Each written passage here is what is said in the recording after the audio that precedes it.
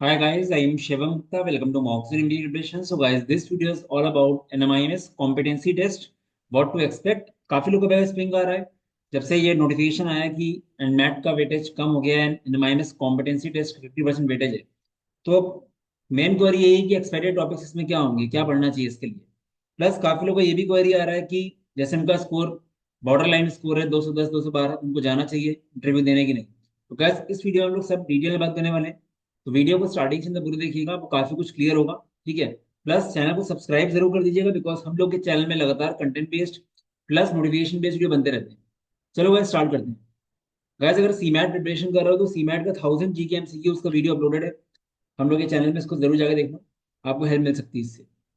तो गैस देखो मेन चीज क्या है कि एनमैट का जो कॉम्पिटेंसी टेस्ट है, अगर मैं कॉम्पिटेंसी टेस्ट की मीनिंग देखूं जनरली, तो इसका मतलब होता है कि आपको वो चेक करते हैं problem solving skills, critical thinking skills and decision making skills. इस तरह के टेस्ट जॉब वगैरह में काफी होते हैं जब आप किसी जॉब के लिए जाते हो। तो अब गैस देखो यहाँ पे क्या क्या हो सकता है, इसमें मल्टीपल चीजें हो सकती हैं। मुझे ऐसा लगता है कि मे भी वो लोग क्वांट सेलार ये भी पूछ सकते हैं डेफिनेटली, बट क्या क्या चीज में आपको फोकस ज्यादा करना चाहिए वो देखते हैं हम लोग। तो गाइस देखो पहली चीज ये है कि क्रिटिकल रीजनिंग को अच्छे से रिवाइज कर लो। क्रिटिकल रीजनिंग एक इंपॉर्टेंट टॉपिक है जो मुझे लगता है आ सकता है। ठीक है। क्योंकि ये ऐसी चीज है जो आपको आगे हेल्प करती है डिसाइड करने में, बाकी डिसीजन लेने में। ठीक है। और जब आप एमबीए में होते हो, एमबीए के बाद आपको बहुत सारी रिपोर्ट्स वगैरह पढ़नी होती हैं। बहुत कम टाइम में उसको आपको एनालाइज करके उसका समरी देना होता है। तो क्रिटिकल रीजनिंग पे फोकस ज्यादा करने लग गए हैं आजकल कॉलेजेस। ठीक है। क्रिटिकल रीजनिंग के कुछ क्वेश्चन प्रैक्टिस कर सकते हो आप। सबने एनमैट के लिए पढ़ाई हुआ है, एनमैट में भी काफी अच्छा वेटेज था, तो यहाँ पे भी चांस काफी लग रहा है मुझे। ठीक है। देन गाइस मुझे ऐसा लगता है कि decision making and situational judgement test, इससे क्वेश्चंस आ सकते हैं। अब decision making plays a very very important role, और बहुत ही प्रैक्टिकल टॉपिक होता है ये। ठीक है।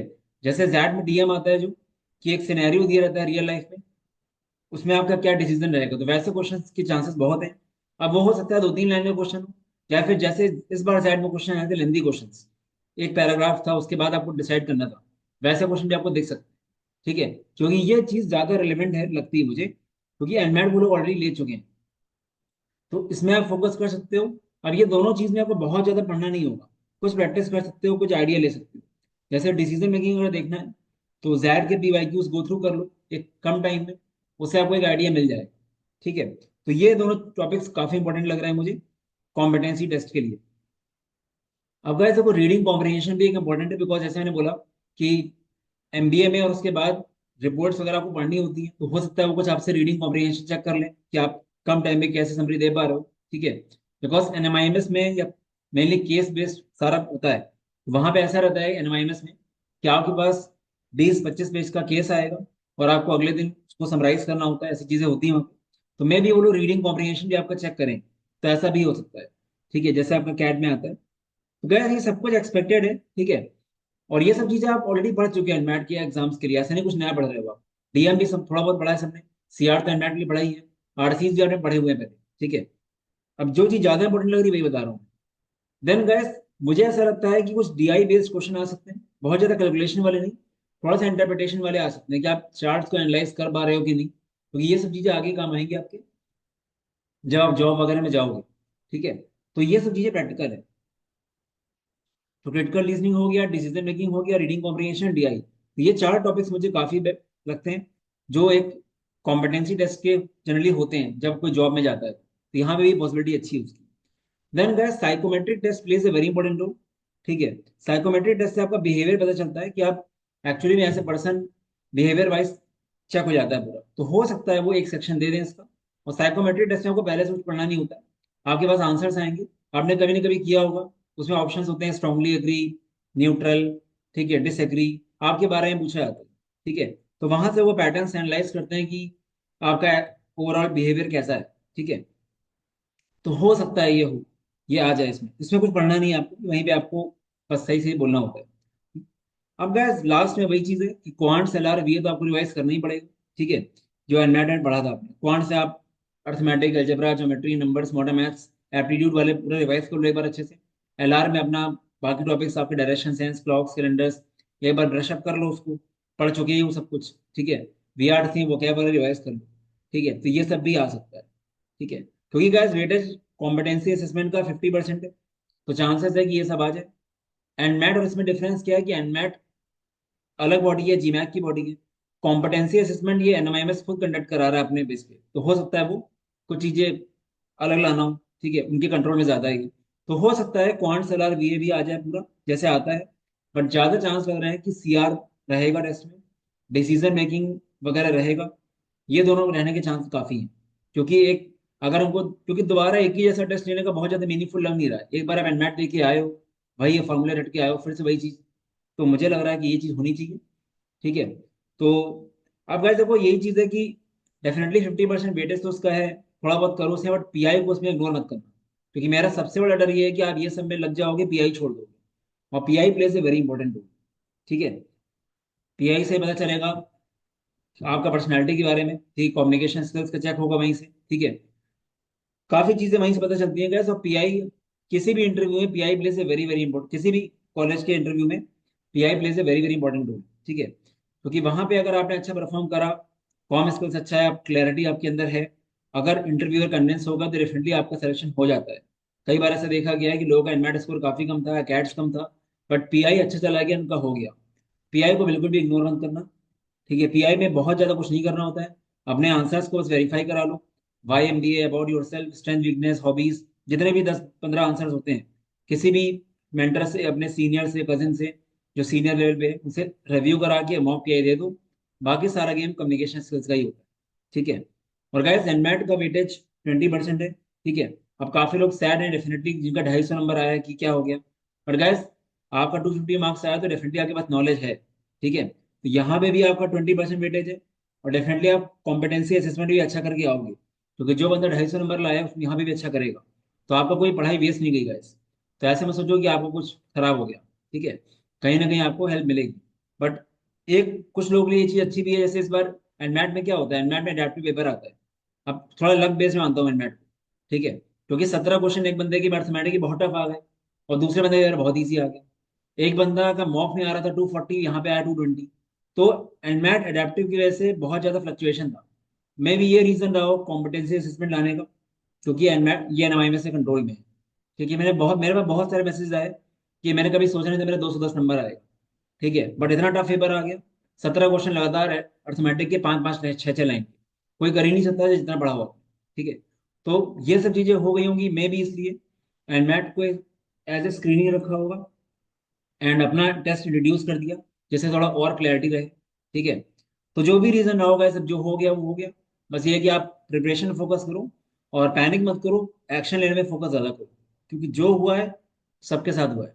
अब गए देखो मेन चीज, कुछ लोग हैं जिनका 210 212 नंबर है, उनको कॉल आ गई है, तो अब उनको डाउट हो रहा है कि बॉम्बे जाके दें कि ना दें, क्योंकि आने जाने भी एक्सपेंसेस जाएंगे, ठीक है।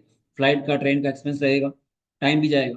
तो यहाँ पे देखो गाइस, अगर आपको सिर्फ मुंबई से ही, मुंबई में ही जाना था, बैंगलोर हैदराबाद का कोई ऑप्शन नहीं है, और आपका अकेड्स भी उतना अच्छा नहीं है, ठीक है, तो आप देख लो, चाहो तो और इंटरव्यू से फोकस करो। बट मैं तो ये रिकमेंड करूंगा सबको कि जिनको इस बार एडमिशन लेना है वो रिस्क मत लो, चले जाओ। क्योंकि अगर आपको बुलाया है 209 पे, तो कहीं ना कहीं कुछ बात होगी, ठीक है।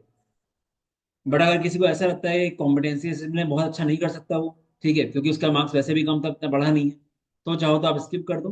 बट मैं पर्सनली यही रिकमेंड करूंगा कि सबको जाना चाहिए जिनको इस बार एडमिशन लेना है।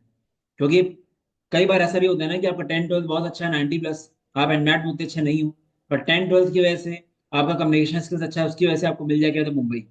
तो ऐसा चांस भी है गाइस। इसको ये मत समझना बिल्कुल भी जिसका 230 के ऊपर आए वही खाली मुंबई जाए। हो सकता है 215 वाला भी मुंबई कैंपस चला जाए, अगर उसका 10 12 90+ है, कॉम स्किल्स अच्छा है, अच्छी जगह काम कर रहा है, तो डेफिनेटली चांस है गाइस, ठीक है। क्योंकि एप्टीट्यूड और वहां पे काम करना दो बहुत अलग बातें होती हैं गाइस, ठीक है। तो ये चीज अब क्लियरली दिख रही है मुझे, ठीक है। मैं 2-3 साल से देख रहा हूँ एस सी में चार्डी में लोग 83 84% पे गए हैं, बीए में, बिजनेस एनालिटिक्स में, ठीक है। तो स्नैप में तो बहुत ज्यादा शॉर्टलिस्ट ऐसे आ रही है। तो ऐसा नहीं कि आप खाली मार्क्स ले आओगे तो हो जाएगा, अब वो चीजें मैटर बहुत नहीं कर रही है, ठीक है। मतलब सभी कुछ मैटर कर रहा है, सिर्फ मार्क्स की बेसिस में नहीं होती थी। तो अगर आपको लगता है कि आपका अकेडमी डिसेंट है, आप कर सकते हो अच्छा परफॉर्म बीआई में, कॉम स्किल्स बढ़िया है, तो डेफिनेटली जाना चाहिए, ठीक है। क्योंकि यू नेवर नो क्या हो जाए। अगर उनको अगर मार्क्स पे ही लेना होता तो ऐसा करते ही नहीं, 209 कट ऑफ क्यों रखते हो, ठीक है।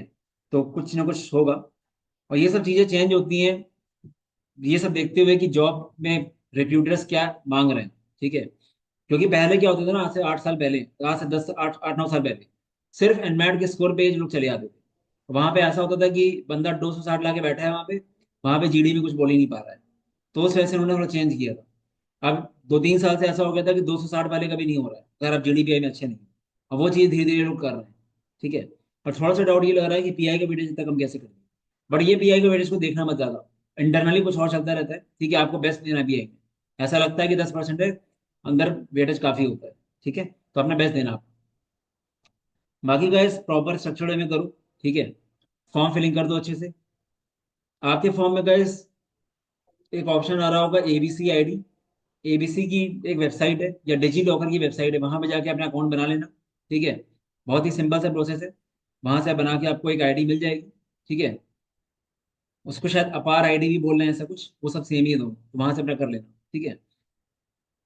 बाकी फॉर्म फिल करके अपना प्रिपरेशन में फोकस करिए, ठीक है। अपार्ट फ्रॉम दैट, अगर सीडी या एसआरसीटी की प्रिपरेशन कर रहे हो तो अगर सीडी में बहुत टाइम है, किसी का अच्छा नहीं हो पाया तो अप्रैल में एग्जाम है। कोई अगर आज से भी स्क्रैच से स्टार्ट करता है ना, realistically JBMS MHRD MSc finance जा सकता है। एमएस थोड़ा सा लक फैक्टर है, 99.99 चाहिए, बट अगेन यहाँ पे हो सकता है। एसआरसीटी भी जा सकते हो, टाइम अभी है अपने पास। Without GDBI the courses are 3500 each. गैस एसआरसीटी का 2500 हो गया है, ठीक है। बाकी गाइस हम लोग का कैट एमबीए का कोर्स 3rd फेब से स्टार्ट है, बिल्कुल स्क्रैच से। अगर अगले साल का प्लान बना रहे हो तो सही टाइम पे स्टार्ट करो गाइस। एंड में ये हालत नहीं होनी चाहिए कि बॉर्डर लाइन में स्कोर आ रहा है, अपना स्कोर इतने हाई रखो कि मतलब वो टेंशन ही ना हो। तो वो सब तभी हो पाएगा जब आप स्टार्टिंग से प्रिपरेशन करोगे। अब मई जून में स्टार्ट कर रहे हो तो उतना एक्सपेक्ट नहीं कर सकते आप, तो ये कॉम्पिटिशन गाइस हर साल बढ़ेगा, ठीक है। आप बस कब स्टार्ट कर रहे हो, कितना स्ट्रक्चर में पढ़ रहे हो, मैटर वही करता है, ठीक है। बाकी सीमैट का फ्री मॉक भी है, सीमैट के 10 मॉक्स 499 गाइस, ये रिजल्ट चेकआउट कर सकते हो, ठीक है। कोई भी ऐसा एग्जाम नहीं यहाँ पे रिजल्ट अच्छा ना आया हो। इसका रीजन है कंटेंट क्यूरेटेड है, plus proper mentorship and doubt clearing वगैरह रहता है। बाकी ये रिजल्ट्स एंड रिव्यूज, काफी अच्छे रिव्यूज आते रहते हैं, यू कैन चेक आउट। तो गैस पैनिक मत करो, रिस्पॉन्ड करो, बहुत ज्यादा ग्रुप्स वगैरह में टाइम वेस्ट मत करो, टाइम वैसे भी कम है। 30 से आपका वो स्टार्ट है। स्लॉट बुक करके अपना प्रिपरेशन करो। और ऐसा कुछ एप्टीट्यूड में जो भी टेस्ट होना है, ये कॉम्पिटेंसी टेस्ट, इसमें कुछ नया नहीं आ जाएगा। ये सब जो हमने बोला है आपने कभी कभी पढ़ा हुआ है एनमैट के लिए या किसी भी एग्जाम के लिए। बस रिविजन करना है और पीआई में फोकस ज्यादा रखना है, ठीक है। चलो guys, all the best, bye bye. बाकी ये नंबर है, कोई डाउट है व्हाट्सएप कर देना। चलो गैस, बाय बाय।